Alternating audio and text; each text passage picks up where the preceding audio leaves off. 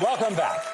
My next guest spent years as a heavy metal drummer, but now she works to empower the Latino community to achieve the American dream and to endear them to the conservative values that will make that possible. Would you please welcome the strategic director of the Libre Initiative in the state of Georgia, Stefanie Zaenker. Stefanie, welcome. You know, obviously, we're going to talk about elections, politics, in the Hispanic community, but before we get to that, so you were a drummer in a heavy metal band.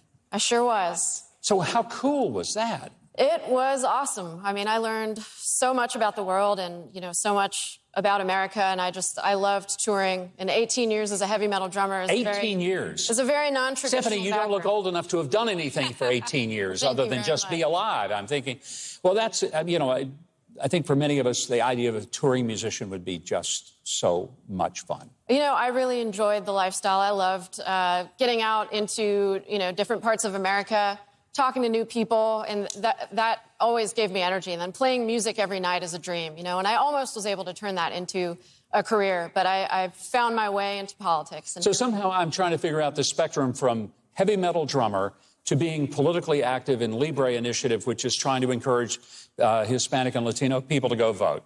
So that's a big jump. How'd that happen?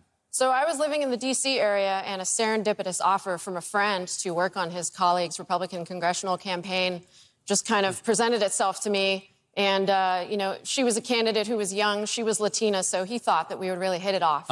And, you know, he was like, just meet her. And we did, and we hit it off, and I ended up being the Latino coalition director for that campaign and others, and was a jack of all trades, and I really got energized and enthused by the mission, and I was tired of just talking about all the things that I saw that was wrong with our country, and I was given an opportunity to actually do something about it, and here I am. Well, I'm glad you are, and there's something that's happening this year that is pretty amazing to a lot of folks who have lived through decades of politics.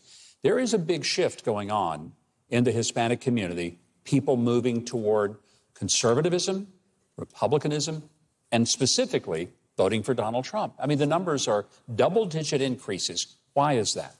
Latinos are definitely moving to the right. I mean, for the last 4 election cycles, it's been a slow and steady bleed away from the Democrat Party.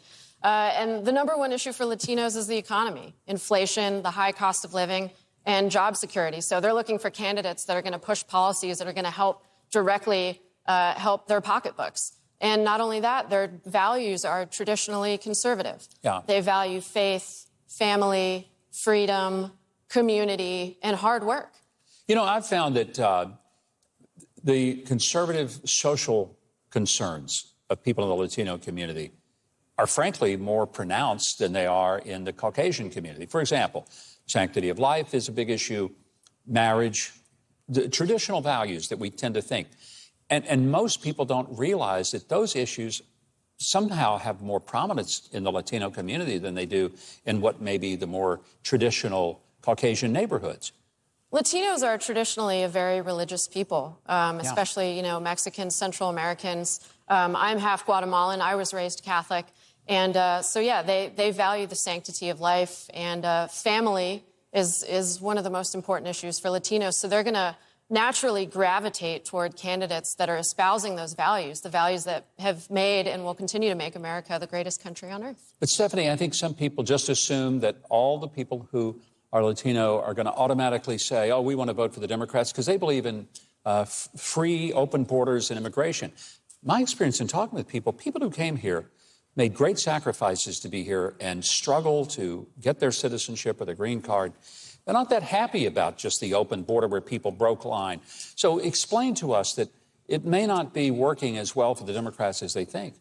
Absolutely. Well, I think a lot of people assume that the Latino community is for illegal immigration and for open borders, but that couldn't be farther from the truth because, you know, now we're getting into 2nd, 3rd, 4th generations, and, you know, their parents, their grandparents came over here and immigrated the legal way.